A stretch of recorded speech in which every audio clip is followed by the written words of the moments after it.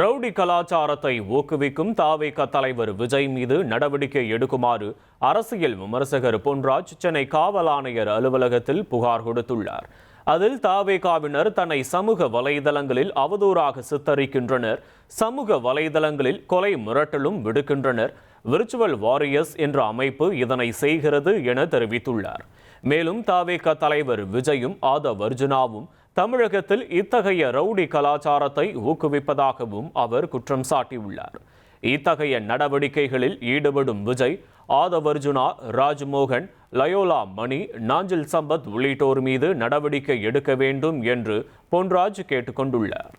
இந்நிலையில் பொன்ராஜுக்கு எதிராக அடையாறு காவல் துணை ஆணையரிடமும் சென்னை காவல் ஆணையர் அலுவலகத்திலும் தாவேகா மகளிர் அணியினர் புகார் அளித்துள்ளனர். இனி செல்லும் இடமெல்லாம் செய்தி. தந்தை டிவியின் வாட்ஸ்அப் சேனலை ஃபாலோ பண்ணினா செல்ல இருக்கும் இடமெல்லாம் செய்தி. இதோ QR கோட் இப்பவே ஸ்கேன் பண்ணுங்க, ஃபாலோ பண்ணுங்க.